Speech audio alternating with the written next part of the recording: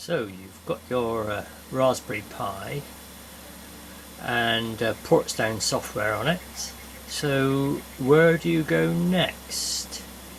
Well, you could get a screen, the Raspberry Pi recommended 7-inch touchscreen, and that would go into this connector here. You might have a Raspberry Pi cam. I've got mine in the little box, which will go into this connector here. And if you want to do anything further, if you don't want to use the screen just yet, you will need a powered USB interface to extend its capabilities, because if you're going to transmit, these connectors aren't recommended for the giving out the enough power for transmitters like the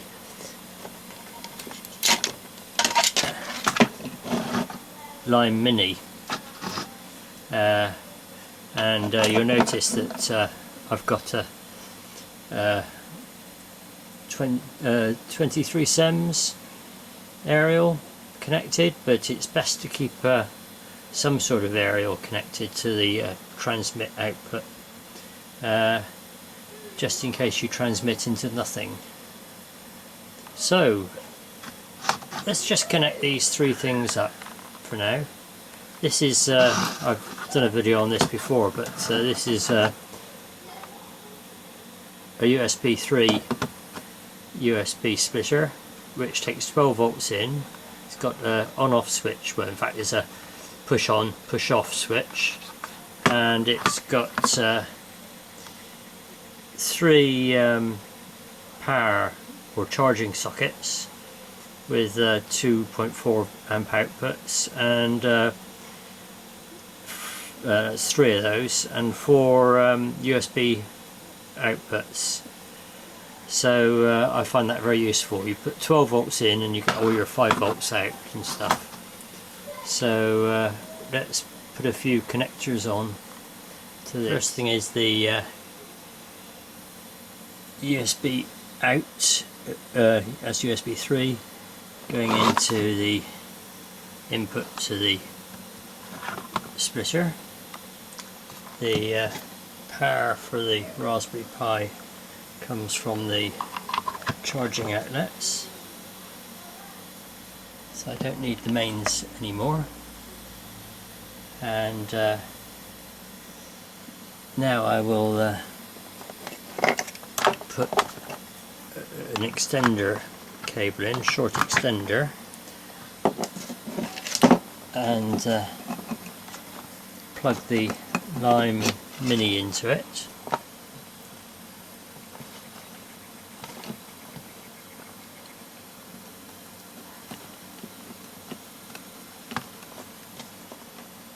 So we've got the Raspberry Pi on Wi-Fi at the moment, if I switch it on. The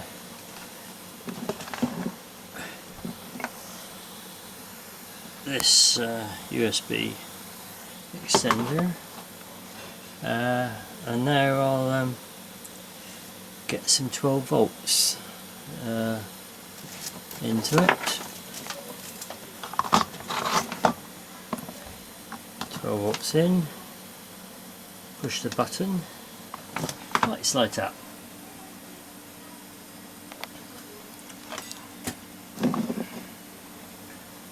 Give it a little while to go through its business.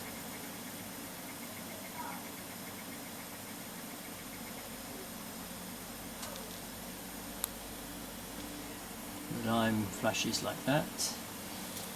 Right, now over to the computer, and we go Portsdown. No, sorry, we don't. We go putty, and we know we haven't programmed this yet, but we know that it's 13, 12. Let's see. Is it 12?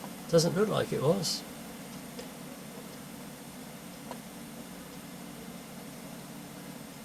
So what do we do if we can't find it? And you know, it's advanced IP scanner, scan,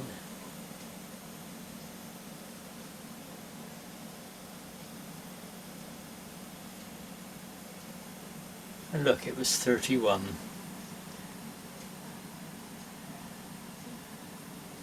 Senior moment there. So back to putty. Start here, load one of these. 31. That's the Wi-Fi address. And sure enough, there it is. So we sign in, Pi, Raspberry,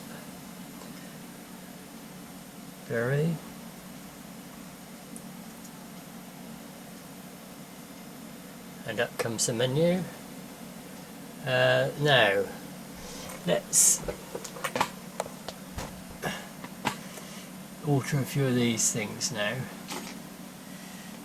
We want to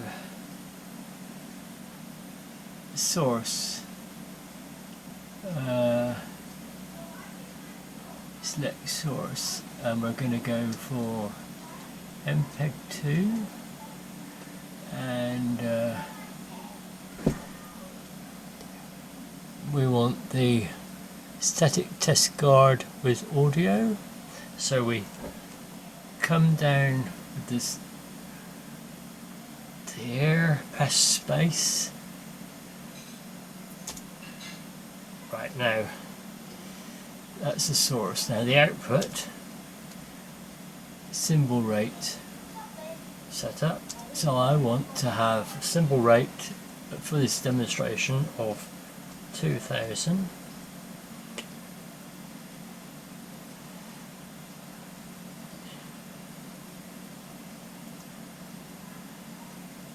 Effect setup.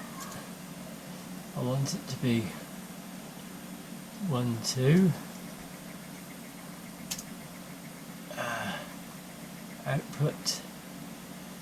Output mode. I want it to be Lime Mini.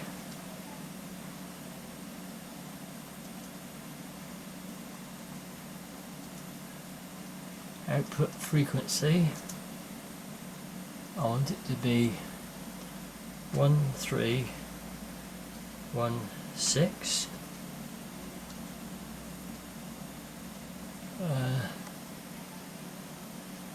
That's correct. I've done the station call setup. I think that's all. Let's check caption. I think everything else will probably end up right. So we'll go OK. If you right click on their tabs, you'll end up going down to OK and cancel. So we'll cancel that. Let's try transmitting. So it says it's transmitting from the Lime Mini, and is it? Well, look at this. It's being picked up. So that's transmitting from the Lime Mini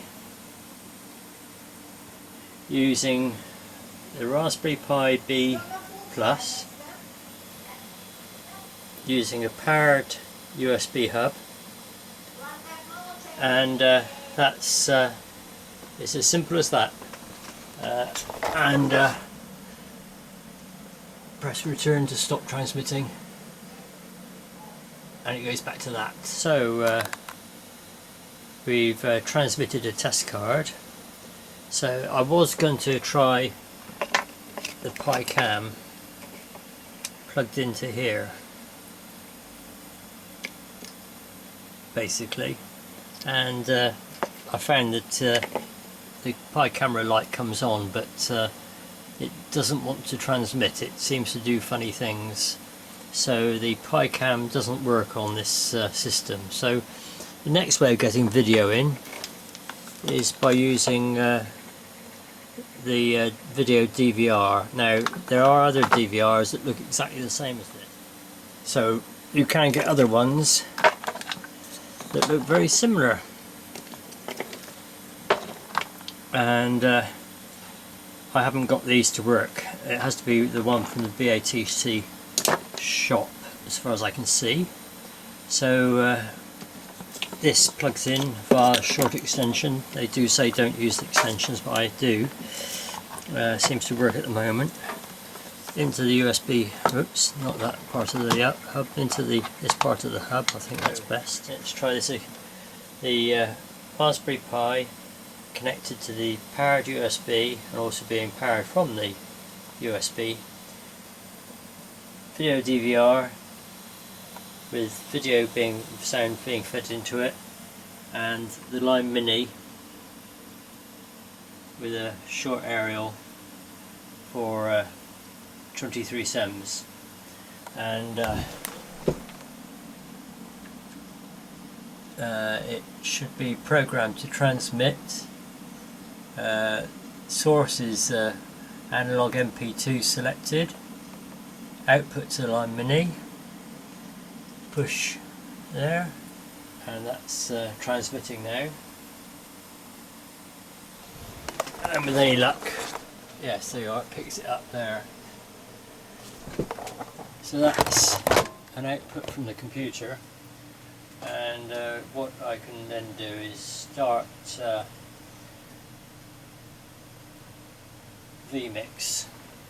So if you run vMix, you can have a screen like this. I'll just set it down in the size of it over here. Let's kill this. Right, so there's my vMix screen, and the last time I used it,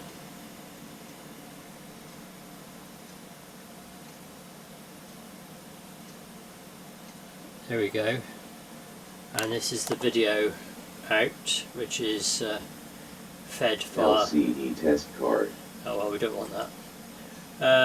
And that's it coming through the analog in. You heard the delay on it. Let's just do that again. Golf 8 Lima Charlie Echo. I've got to waveform a bit here.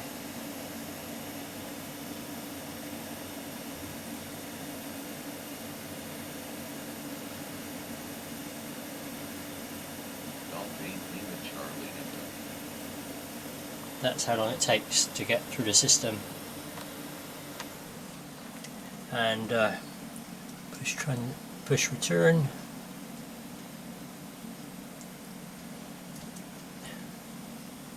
One thing you've got to remember when you use putty is that you can hit return as much as you like, but if your mouse isn't on putty or clicked on putty, that window, it's not going to work.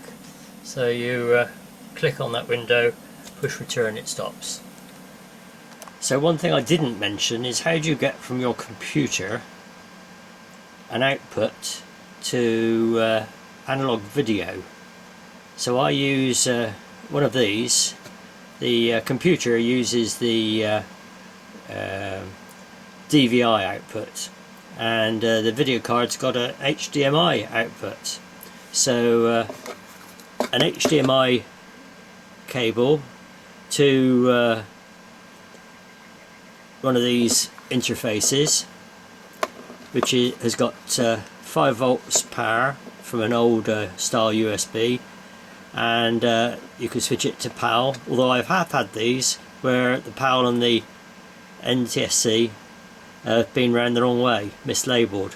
So if you get 60 Hz filled, it might be that you've got one that's mislabeled, and then you get the video out.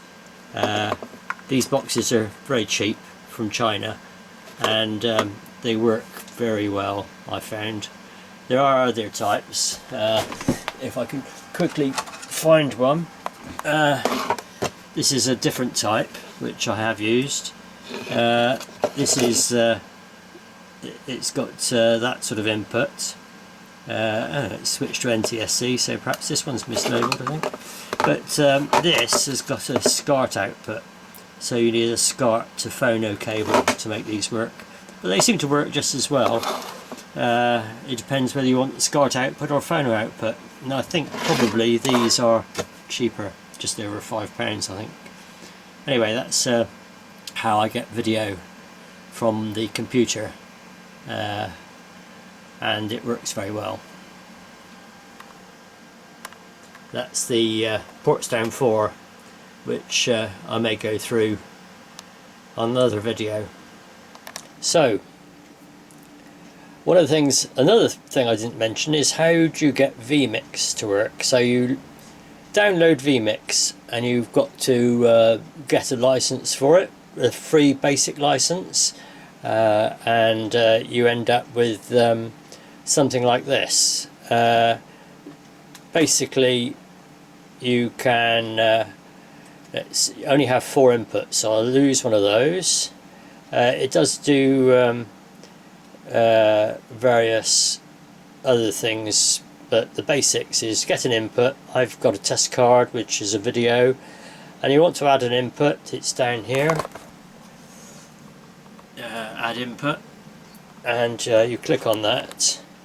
Now while I'm doing this, you might hear some purring, and I'll just show you this, which I can't see. Yeah, here we go. That is my cat, who thinks this is the best place. Toby! Cat on my shoulder. So, sorry if I get distracted during this video. So, add video, click. This comes up, and these are a list of videos. So you can add video, DVD, camera for example. Cat's moving. Cat wants to get down. Cat goes. Right, back to this. You want to add a camera. If you've got one on your computer, you see if you can find it here. There's the cameras I've got. Select this one. Now sometimes your cameras don't work straight away and you wonder why, and it's usually to do with these settings here, but I think this will work. Click OK, and sure enough the camera works. So I've got a test card going at the moment. If I click on that, this goes here. It's transmitting that at the moment, or it would be. That's the output, and to get that to there you've got these buttons down the middle, and you can do fancy things like that, and you see they flip across, so you can do that again. Test card. And Golf 8 Lima Charlie Echo, located at I India Right. Oscar 70 Lima Delta. So that's how vMix works. Now you want to find an output, so settings, if I click on it, and it comes up with settings, and then you've got all these things here you can alter. So you want to, I'm using that type of display setting, and then there's audio outputs where you want to feed the audio. I'm feeding it to, that's what I've got in the system, and output.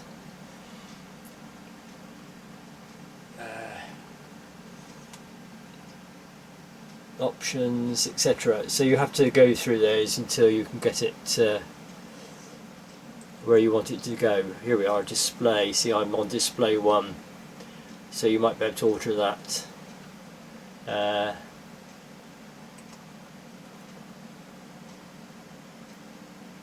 So yeah, here we are on display, output size, output, full screen display. No, see, 4.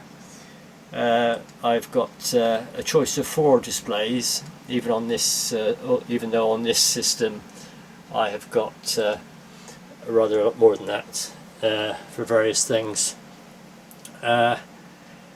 So that's how you select to get vMix on your HDMI output, while your computer looks at the screen of the computer looks at the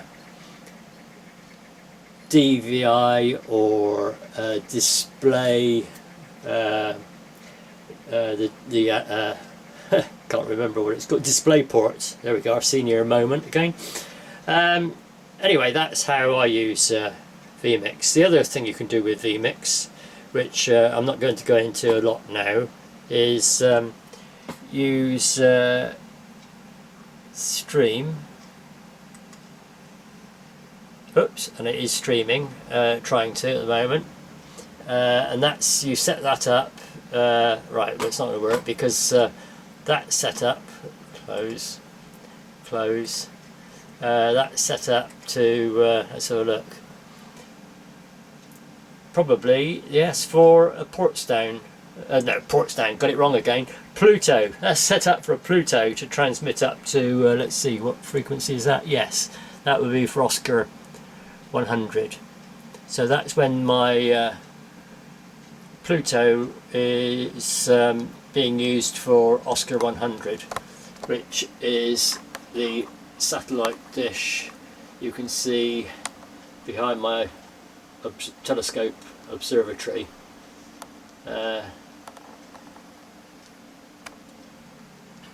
So that's another thing you can use vMix for. And there's also